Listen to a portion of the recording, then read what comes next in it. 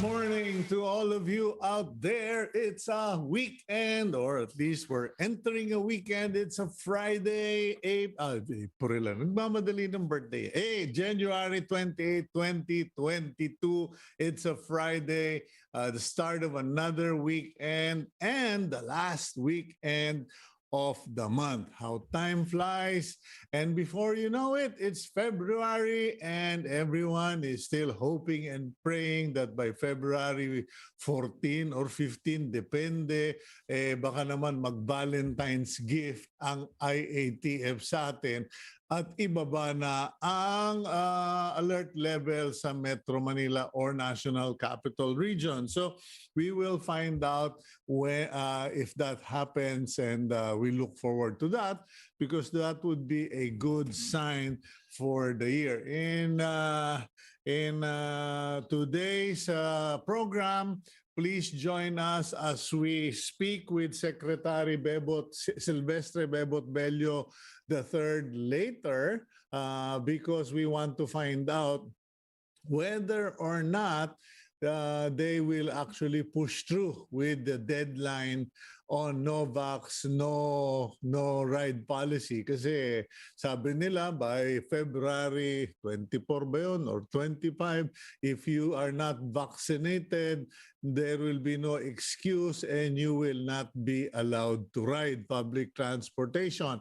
However, what happens if alert level 3 is brought down to alert level 2? Diba? Mababaliwala o masasawala, or magkakaroon ba tayo ng situation na patigasan na lang ng dibdib, di ba? Anyway, we will find out when we speak to Secretary Bello in the program later. But for now, let's start with, by the way, in case you're wondering, who would be Cito's guest for this weekend, for this Friday? I got a suggestion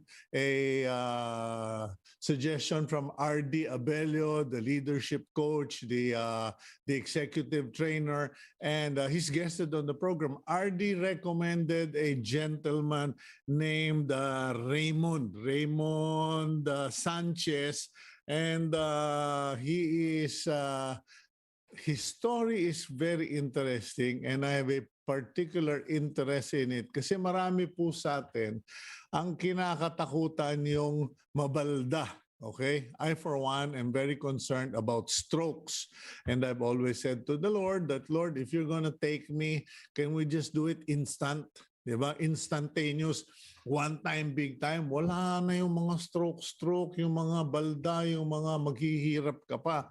And a lot of you wonder, I'm sure, what is it like to be a stroke victim? And what happens to many people? I have a friend who's now in the ICU, has been in the ICU for more than a month, I think almost 2 months, and he's still in a coma. So medyo mag-iisip kayo, ano kaya yung experience na yun? So we will be speaking to our guest later, Raymund Sanchez, and we hope to hear from him because not only will he be telling us about the journey of being a major stroke victim. Naka-4 lang naman ang opera but also his testimony, okay, of how things came together with the hand of God. Okay, we will go to all of that later, but first let's start with our daily starter today. And it's not very spiritual, but it is very real, okay? Kumbaga, magpakatotoo po tayo. It's from former U.S. President Theodore Teddy Roosevelt, who said, complaining about a problem without posing a solution is called whining. Kung wala kang ginawa kung hindi umangal at magtatalak tungkol sa isang problema, pero hindi ka naman nagbibigay ng paraan o solusyon sa problema, wala kang ginagawa kung hindi magngangawa. Okay? Gawa, hindi ngawa. And that's why maybe some of you notice when we do interviews with our guests, we do make suggestions, but it is not because I'm opinionated or because I think I know so much, but because I listen to the suggestions and reactions of the public, our viewers, readers, and listeners, and they give those solutions. Hindi naman po lahat yan yours truly, pero may experience siya at merong mga nanggagaling. So, gawa, hindi ngawa. Okay? Complaining about a problem without posing a solution is called whining, from former President or U.S. President Theodore Teddy Roosevelt. Sumalangit nawa. Okay, now let's go to the Philippine Star, the front page of the Philippine Star. Eto na po, ayan na po, bad news. Government approves price hike for basic goods. Okay ang timing nyo, ano? Nung biglang nagbulgaran sa COMELEC at nagsalita si Commissioner Rowena Guanzon that she voted for the disqualification of Bongbong Marcos. The following day, the headlines is, government approves price hike for basic goods. Medyo, kumbaga, the government announcement for the price hike of basic goods is too late, the hero. Bakit kanyo? Nagtaasa na po, nagtaasa na ang presyo ng galunggong, prices of sugar, of coconut oil, etc., of flour have all gone up in the last 6 weeks. Kumbaga, the government announcement simply made it official kuno. Okay, at the top of the front page of the Philippine Star, COMELEC Commissioner Rowena Guanzon says she voted for Marcos' disqualification. The commissioner revealed her vote for, during out of the hearings because, according to Commissioner Guanzon, the results of the hearing have been unusually delayed. And she is concerned that it may be intentionally being delayed, waiting for her to retire on February 2, wherein her vote could be simply marginalized, minimalized, or disappear. Okay? And a new vote would, or a new decision would suddenly surface. Anyway, the commissioner announced last night that if the results of the hearings of the three-man panel are not aired today, because the deadline was yesterday, there will be major revelations on Monday. And yan po, no? Alam naman nyo na si Commissioner Rowena Guanzon ay isa sa maprinsipyo, matapang, at she is an uncompromising person at the COMELEC. So our prayers are with you, Commissioner Guanzon. I pray that our viewers would also pray for her safety and for her integrity. Okay, meanwhile, that photo that you see at the top of the Philippine Star front page, the photo of two gentlemen, yan po yung mga nakalaya na. Mga pinalaya, mga IATF detainees. Well, we're just making fun of it. But, you know, they are arrivals, OFW arrivals who were placed in quarantine facilities and have been allowed to go home after, I think, 5 or 7 days, as the case may be.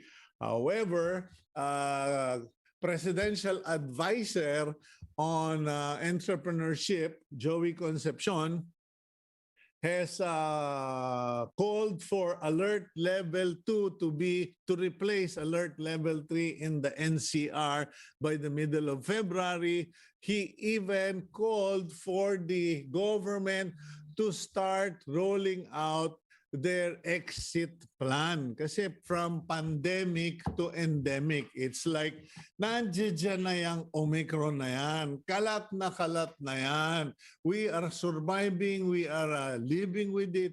Let's come up with a program where policies are not all about lockdowns, restrictions, etc., but how to better manage the disease and allow Filipinos to live with Omicron or COVID-19. Kasi nga naman, nakakagulo na masyado sa negosyo at marami na rin ang mga nabuburyong.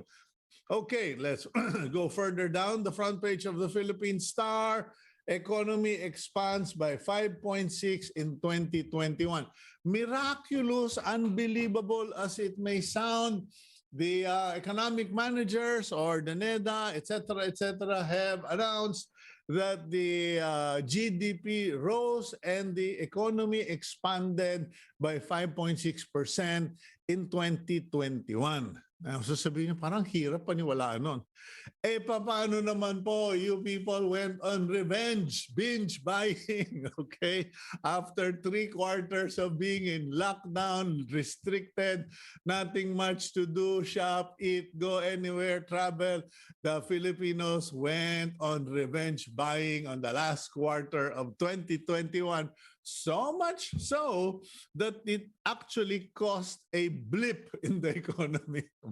Biglang sumipa yung ekonomiya. So that's good news. Okay, now below that, you have a photo of presidential aspirant Isko Moreno, who has been labeled as action man who offers true solutions. Okay, panoorin na lang po or sundan nyo na lang yung mga interview sa TV at sa Philippine Star. NTC, the National Telecommunications Commission, has stated that the awards of the ABS-CBN Channel 2 frequencies were not rushed. According to the commission, the NTC Deputy Commissioner Edgardo Cabarrios, yung pong frequency has been vacant, unused for 1 year, and it would be a waste of resources of the country. And under that news item, COVID-19 cases in the Philippines, new cases, 18,191. Number of deaths, mataas pa rin po, 74. Okay. And then active cases, 226,521. Tandaan niyo po yan, ha? There are 226,521 recorded active cases. Ngayon, yun yung alam natin. Pero mas marami pa doon yung asymptotama, okay, asymptomatic, people who have it but don't know it. So please be careful kasi doon po sa lumabas na picture yan, sa gitna ng front page ng Philippine Star, ibalik ninyo sa gitna, Roy. Yan po ay the Balintawak Public Market in Quezon City. This is okay, can you please, there, at the bottom of that photo.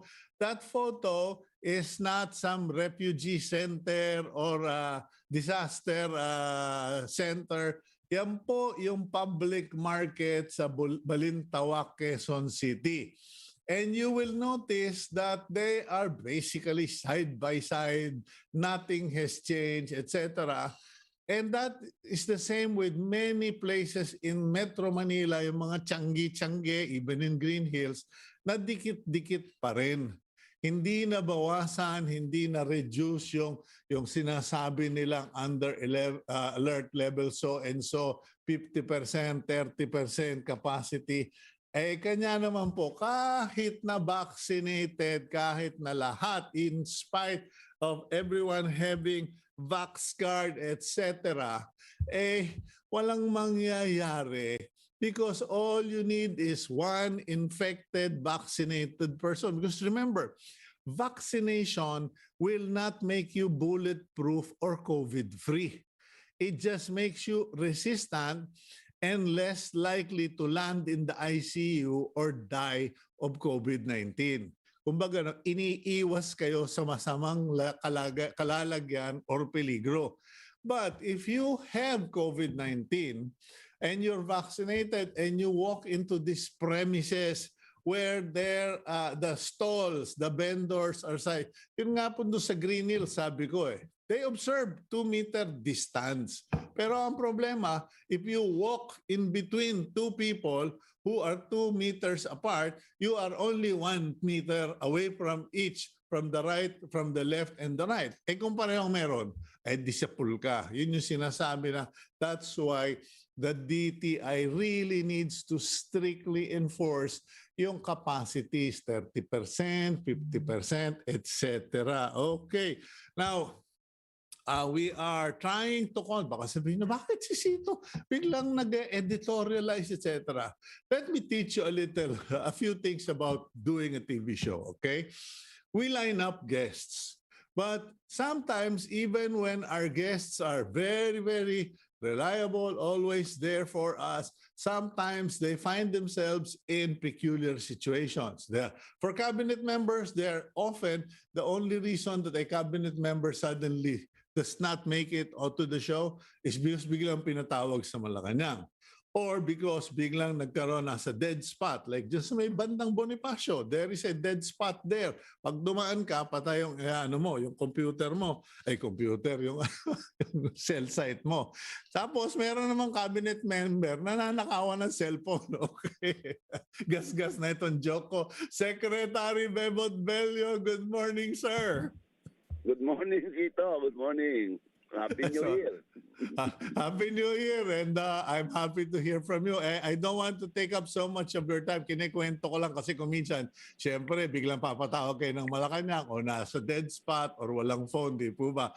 Anyway, tanong lang namin, itong decision that by the end of February, no more exemption, yung mga sa no vax, no ride. In the event that Alert Level 3 continues in Metro Manila, does the DOLE fully support this no exemption policy on no vax, no ride? Actually, ito ang collective decision ng DOTR, DILG, at ang Department of Labor and Employment. Opo. Okay, and paano na po yung mga hindi pa rin nababakunahan for one reason or another? Will they also not be allowed to enter the premises of their employment or factories, etc.? Kasi okay, hindi nga sila makakasakay ng public, pwede naman sila magbisikleta or magmotor. Pero pagdating sa office ba, exempted pa rin or dahil worker or no exemption din? Actually, Cito, meron na ring resolution ng IATF tungkol yan. Yung mga hindi bakunado, hindi po sila makakapasok sa opisina kung hindi sila makasubmit ng PCR test result na negative sila. Meron pong ganong patakaran po na every 15 days kailangan yung worker para makapasok ay kailangan magpa-PCR test at nagpapatunay na negative siya. Okay, so the burden will still be on the workers and they have to present all the necessary proof that they are COVID-free. Tama po yan, Tito. They have to show na negative sila as a result of a PCR test. Okay, what about people who, kasi di ba nag-announce kayo na parang magbibigay ng assistance to displaced workers, etc. Yung po bang mga unvaccinated, do they qualify as displaced workers because they're not vaccinated, they can't go to work, they can't ride public transport, etc.?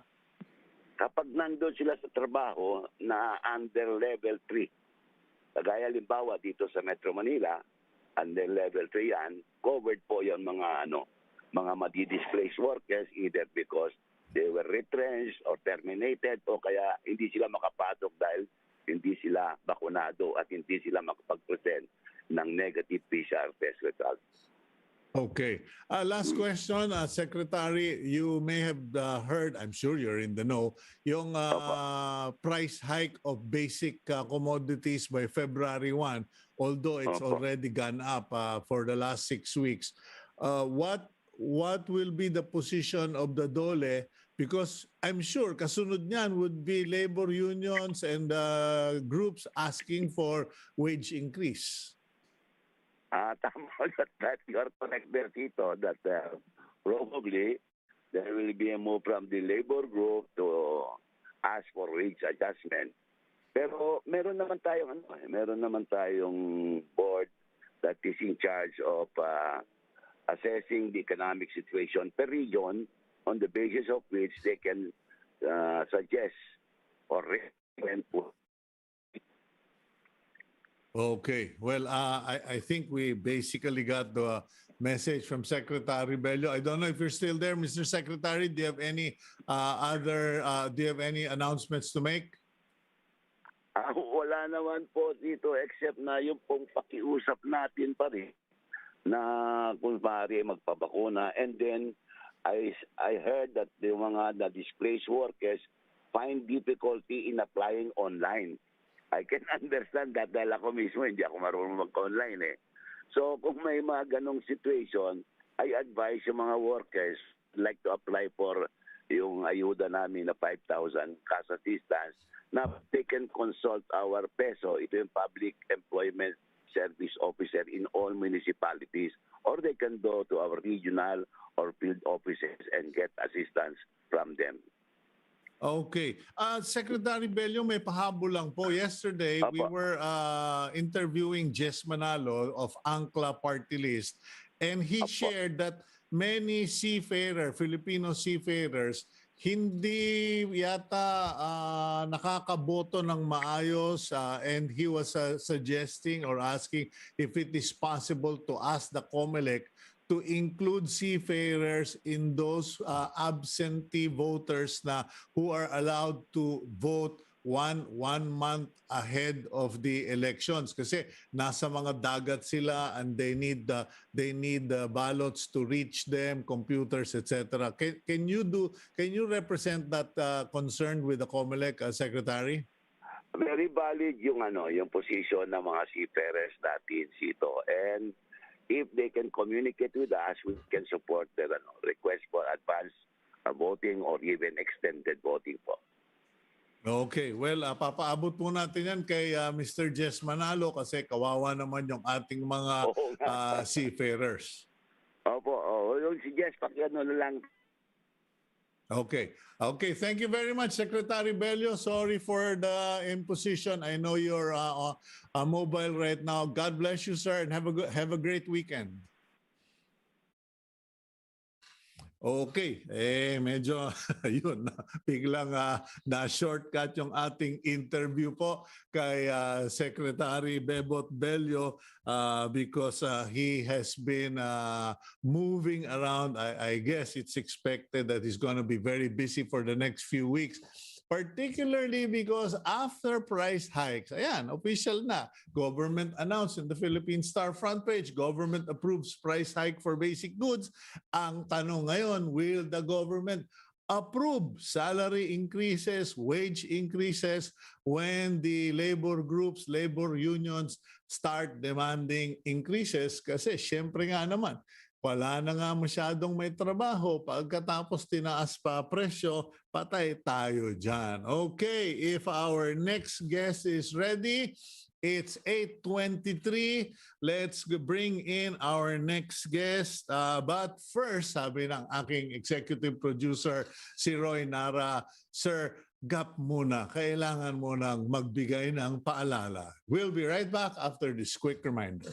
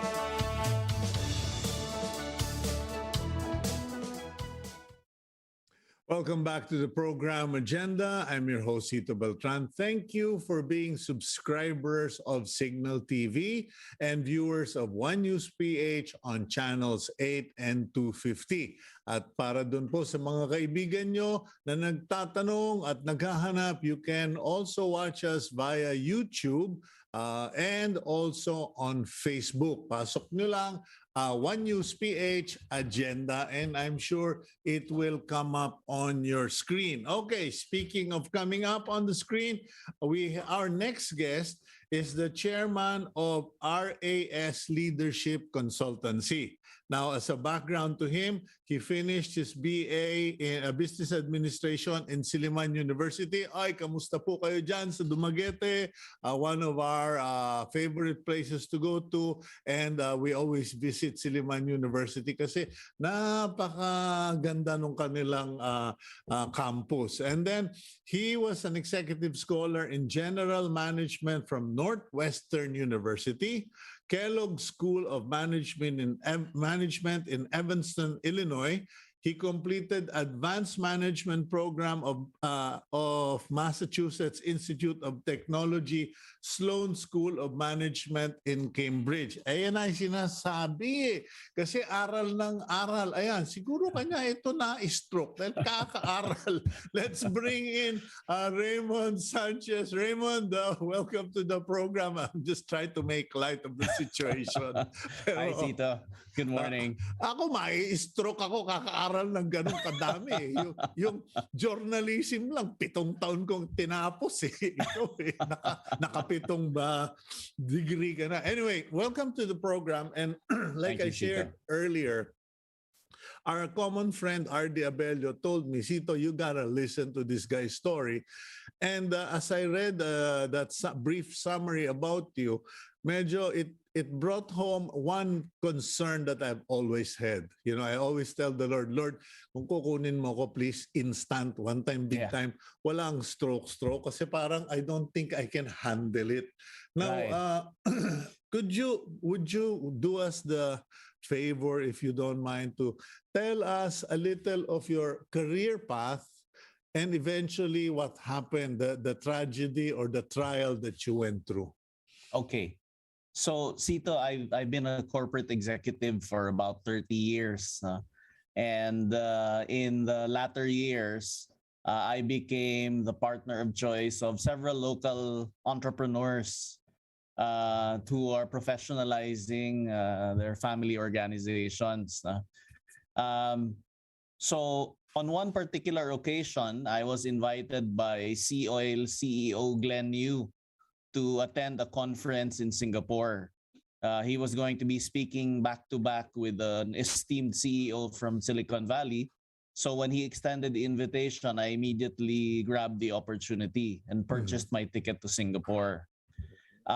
Unfortunately, upon landing in Singapore, I was found to be unconscious. I was found to be unconscious to the extent that the entire flight crew and the pilots had off-boarded the plane. I was still unconscious. So the ground staff decided to rush me to Changi General Hospital in Singapore. And that's where I was diagnosed with what is known as subdural hematoma, meaning to say there was bleeding in my brain. And that's how this was discovered. Mm-hmm. Okay, now you land in Changi, you end up in the hospital, and they say, okay, you've got a bleeding in your brain, and so I mean, you know, wow, hey, lucky you. Nasa Singapore ka, some of the best surgeons, etc. Yes. So one would say, oh, suerte mo. Yes. But were you fortunate in that sense? Yeah, I was fortunate in that sense because if I had not boarded the flight to Singapore, chances are I would have been stuck in traffic along EDSA. I would have just fallen asleep in my car. The driver would be clueless as to my condition, and I would have just expired into the next life. But because I boarded the flight to Singapore, I was rushed to the hospital on time, and I was diagnosed on time, and the doctors there hinted at emergency brain surgery. Yeah. And that's why my family had to rush to Singapore immediately. Okay, so your family arrives in Singapore, your daughter, your wife, and your son. And from what I recall, your wife and your daughter were in such shock Yes. and overwhelmed by all of this that your son, who was the youngest of the group, had to make the decisions. But it wasn't just one operation. That's right, Cito. So the first operation, my son, my daughter, and my wife agreed that I needed to undergo surgery. The doctors needed a decision because there were risks with the related to the procedure. Mm.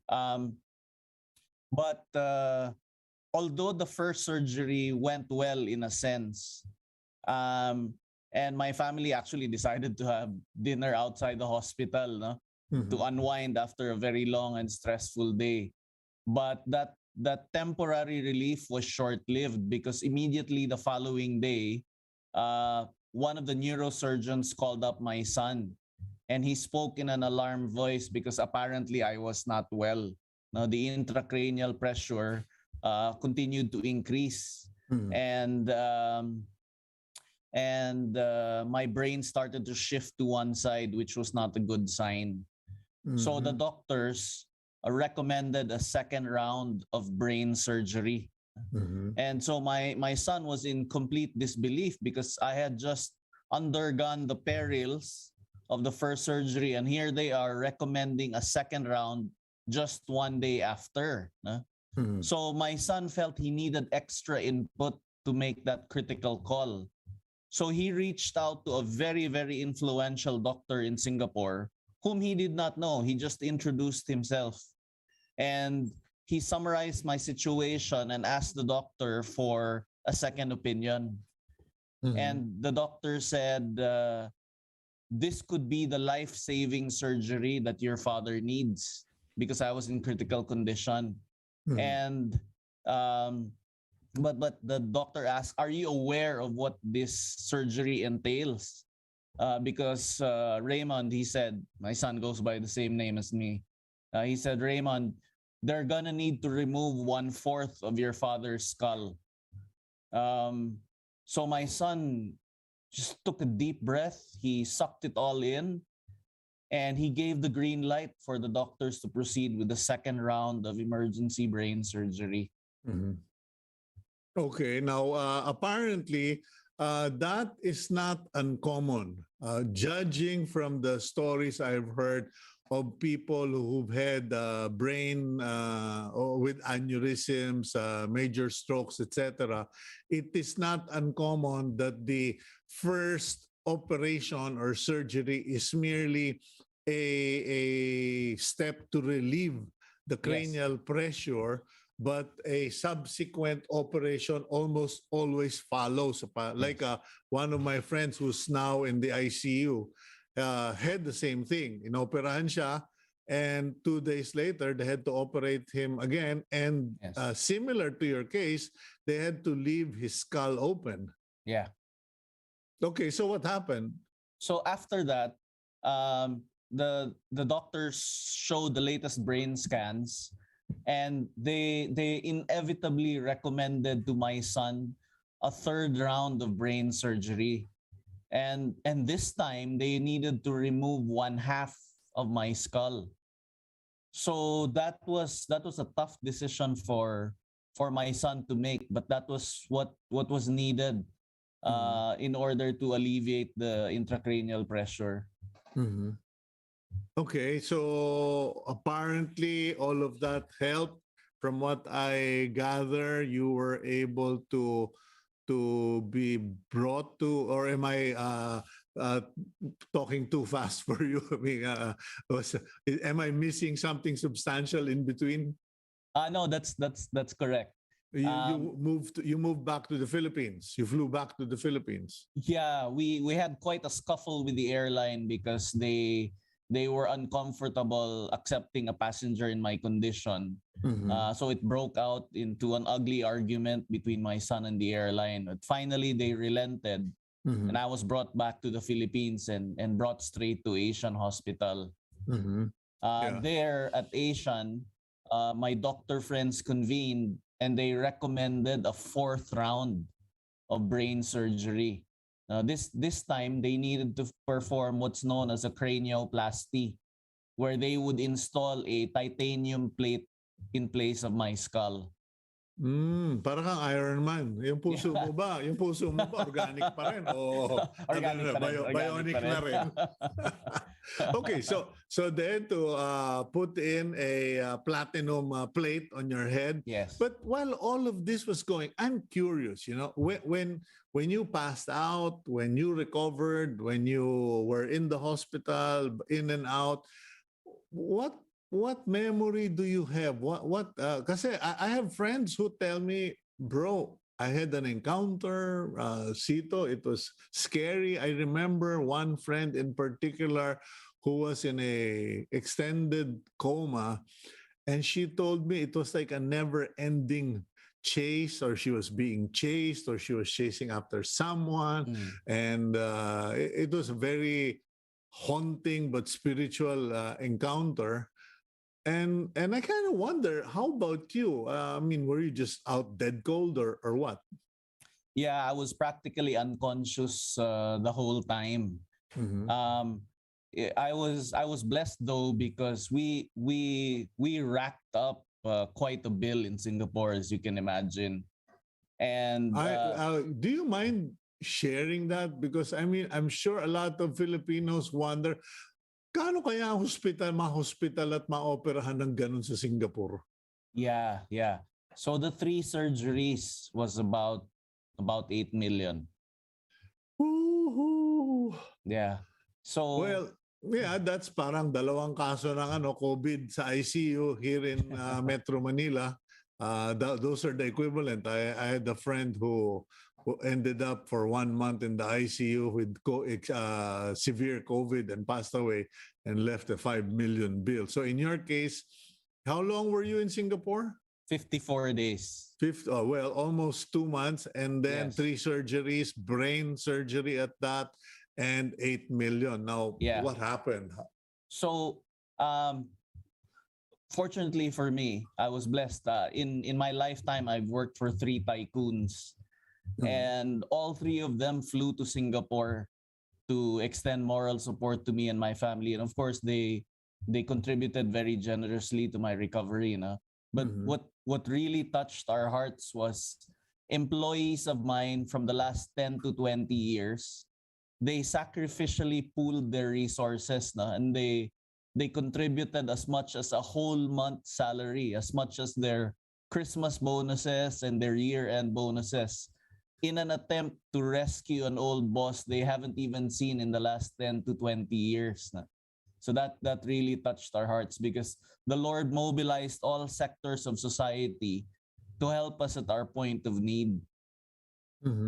Okay, so you landed with an 8 million peso bill, 3 tycoons, but more importantly, former employees pooled sacrificially and bailed you out.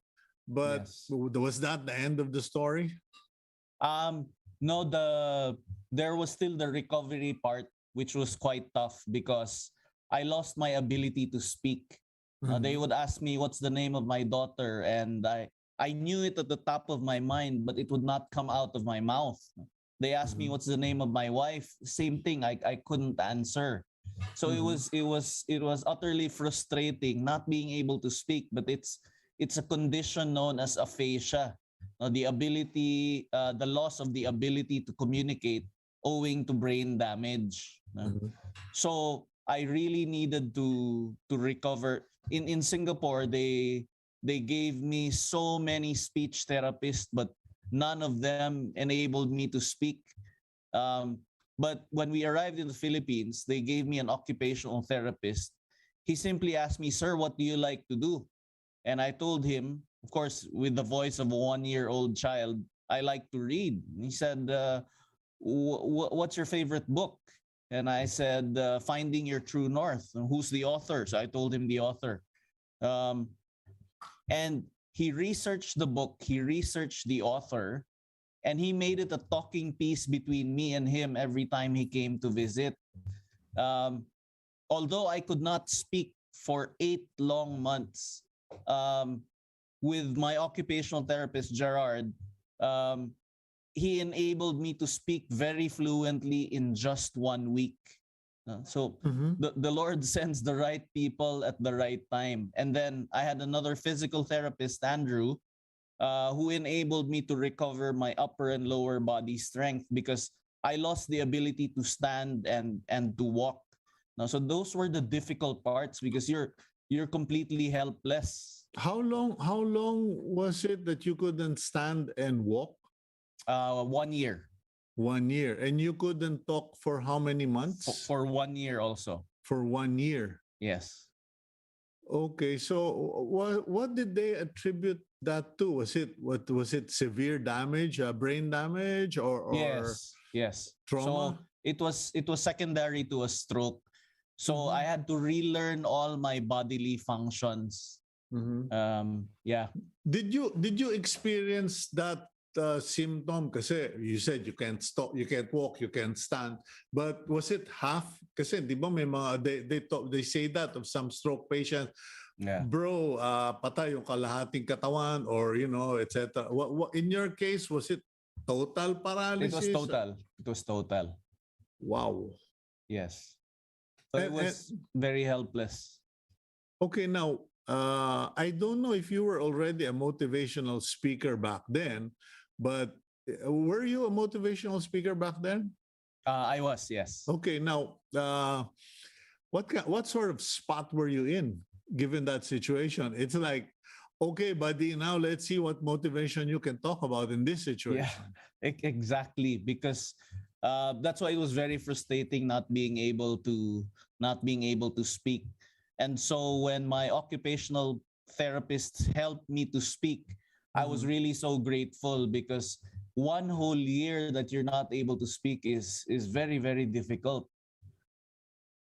Okay, now what lesson did that tell you? I mean, I can already say something, but I'm curious, what lesson did that teach you? That situation where on your own you were helpless, and these guys walk in and they undo what 1 year of paralysis did to you. Yes. Well, I had a number of lessons. One, 2 Corinthians, if you haven't made your peace with God through Jesus Christ, don't let this day pass. You never know what tomorrow will bring. And remember that tomorrow is promised to no one. The other thing would be marriages are really made in heaven. I don't know what I would do or how I would have survived if not for my wife, my son, and my daughter. The third would probably be invest your life in moments that matter for eternity. There is, for instance, the matter of forgiveness, releasing a debt owed to you, or the matter of professing love for a loved one. Tell them now while you have breath, because we know not what tomorrow will bring. Okay, well, those are quite deep, but I also was something that struck out was, that here you are, you're the motivational speaker, you're the business or executive leader, and walks a speech therapist and a occupational therapist, and it's like, I guess one lesson there for many of us is that sometimes we are not the solution. Yes, we are the problem, and we cannot think of us as the solution. Kasi maraming tao, Raymond, I've noticed they always think they're the solution, or it's their responsibility to come up with the solution. And I'm just tying it up with our daily starter today that, if you talk about the problem without the solution, you're whining. Were you a whiner during that time? Because I know some patients or some people, their relatives will say, ay nako kuya, Yan, reklamador.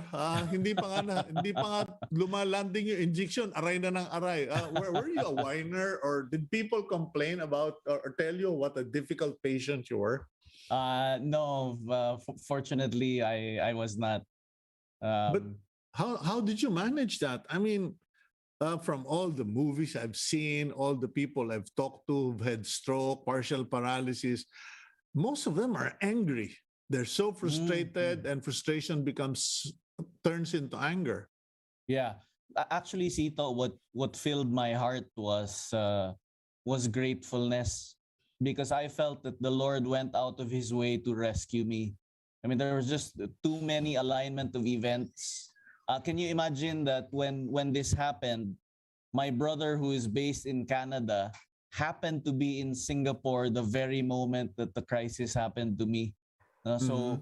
So and I almost missed the opportunity to say a final goodbye to my own brother. But he was there, and he was the one who made the down payment for my operation.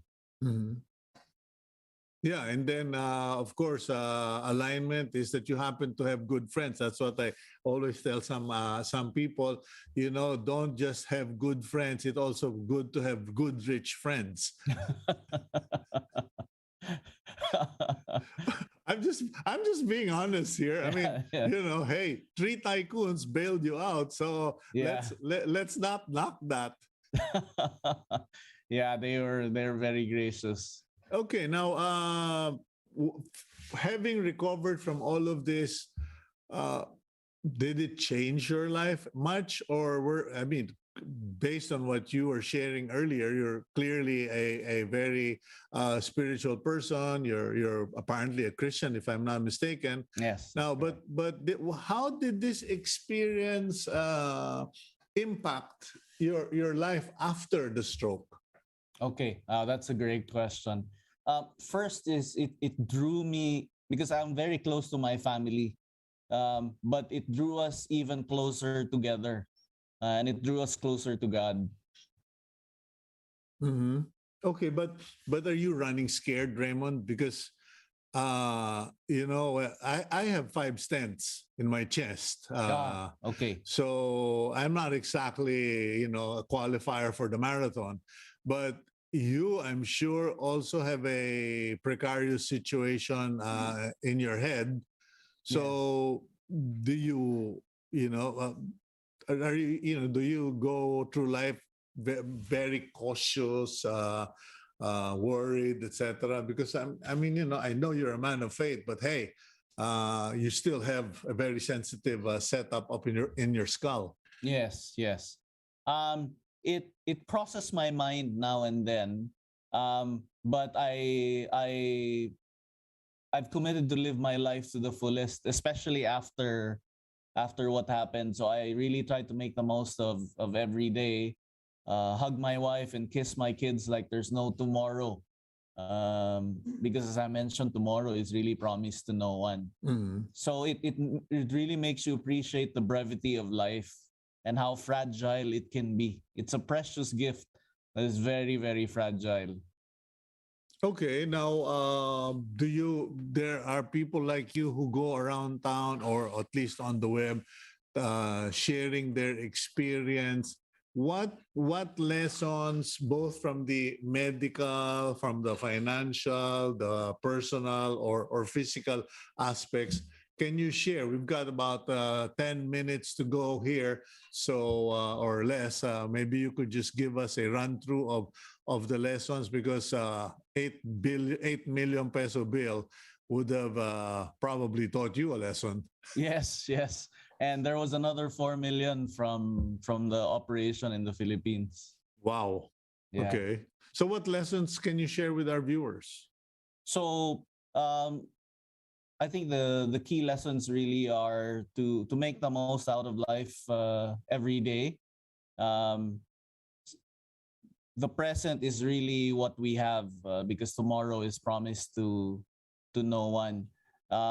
Second is you've got to nurture an environment of hope. That's what I learned, because it was quite a hopeless situation, you've got to nurture an environment of hope, and to do that, you have to anchor your life on Jesus Christ. It's the only way that you can really nurture an environment of hope. He says those who hope in Him will never be disappointed.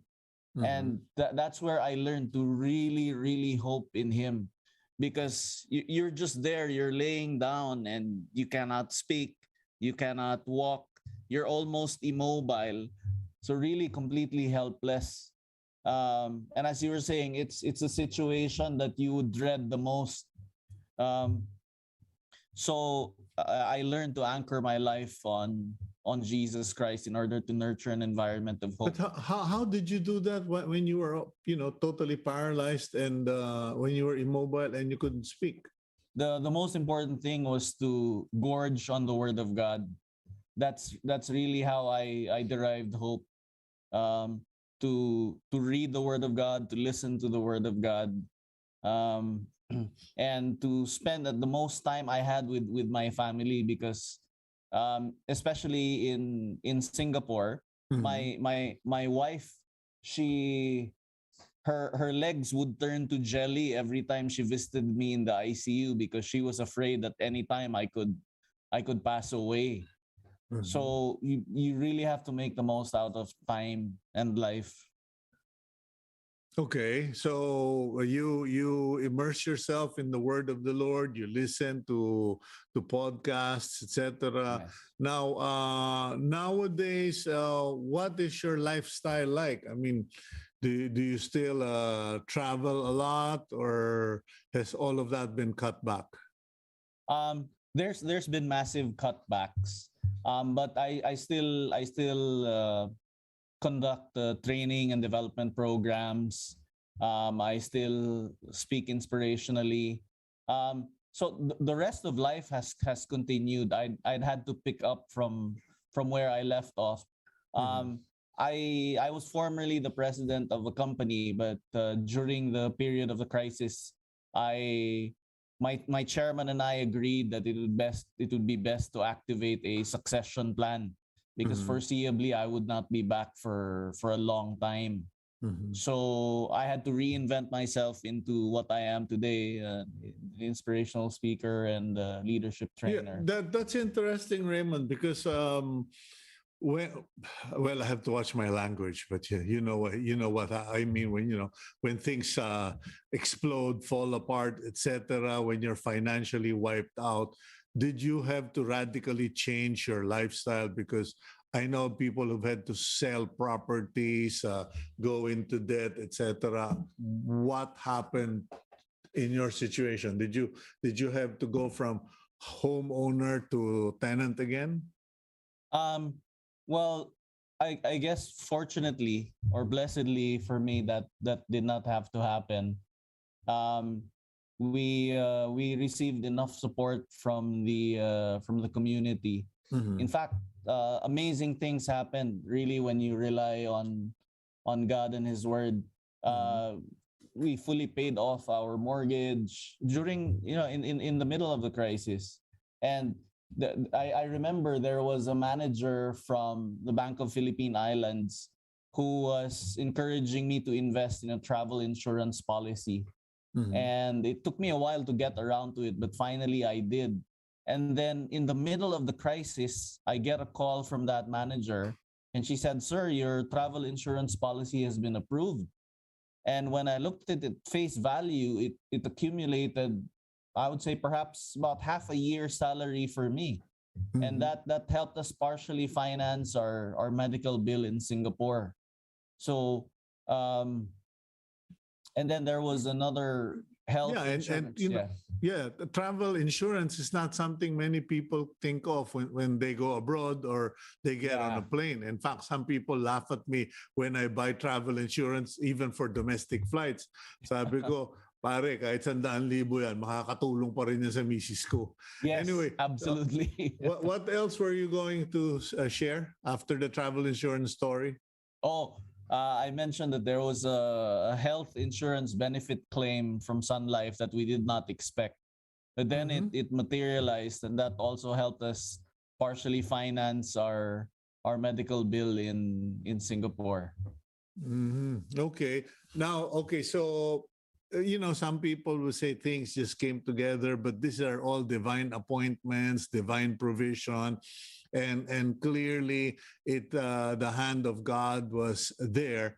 But how about your testimony? Did you ever experience or encounter people who were just like so amazed with what happened to you that they basically said, if that is the kind of God you have, I'm in? Because I've seen this in the battlefield. I've seen this in the trenches, corporate trenches, where people are saying, after surviving that, I want to know his God. Yes, yes. Yeah, that did happen by the grace of God, Cito. I've been asked to share this story across so many companies, and in each one there is always that kind of an impact. Glory to God. Okay. So, well, we're down to our last few minutes, and how's the family doing? Aside from you are doing inspirational talks, you do leadership seminars, etc. But how's the family doing altogether? We're doing very well, thank you. We I mentioned we're really much closer than we've ever been. My children are both professionals. So did anybody ever decide to become a brain surgeon just in case? Maybe if I have a third child. But the amazing thing was really the compassion of my children. Both of them actually decided that if they needed to stay and work in Singapore to help me out, they would do so. That was, for me, that was really very compassionate of them. Fortunately, we're all still together today. Okay, well, I guess anything you want to share with our viewers before I let you go, Raymond? Yeah, the doctors were trying to figure out how I developed the hematoma. And it turns out that I just bumped my head in the car. I bumped my head in the car, and because I'm taking a blood thinner, I bled very easily, and then the cabin pressure of the plane exacerbated the condition. No? So my encouragement is to take good care of ourselves. The human body can do amazing things. It can heal, but it's also very vulnerable. So take good care of ourselves. Stay healthy, and spend quality time with the family. It's perhaps the most important investment one can make in this life. Okay, and spend time with God. Yeah. So you bumped your head in the car on the way to the airport? Oh, this was a week before. A week before, okay. Yeah, I bumped my head in the car. It was painful, but I did not expect anything from it. Ayan, yeah. Okay. Yeah, mga typical mga macho. Okay lang yan, wala. Nabukulan lang. Just like me. Yeah. Just like me, we ignored that. And then turns out that I'm also on blood thinner. So apparently for those of you who are in that condition, you are on blood thinners, maintenance medicine, head injuries are not to be taken lightly, even yung mga untog-untog, bukol-bukol. Okay. Yes. Well, Raymond, thank you very much for your story, for sharing all your journey with us, and I do hope that you fully recover, not just in your body, in spirit, but also in your finances. And may God's blessing abound in your life and the life of your family. Thank you very much. Thank you, Cito. Really appreciate it. Okay, that's Raymund Sanchez, President of, Chairman of RAS Leadership Consultancy. You can look him up on Facebook, and I do hope that all of you pay attention to that. Our closing for today, our closing blessing for the week. Okay, here we go with the blessing. Then, free of fault, you will lift up your face, you will stand firm and without fear. You will surely forget your trouble, recalling it only as waters gone by. Life will be brighter than noonday. The darkness will become like morning. You will be secure because there is hope. You will look about you and take your rest in safety. Happy weekend. Thank you for watching Agenda. Please keep it here on One News PH.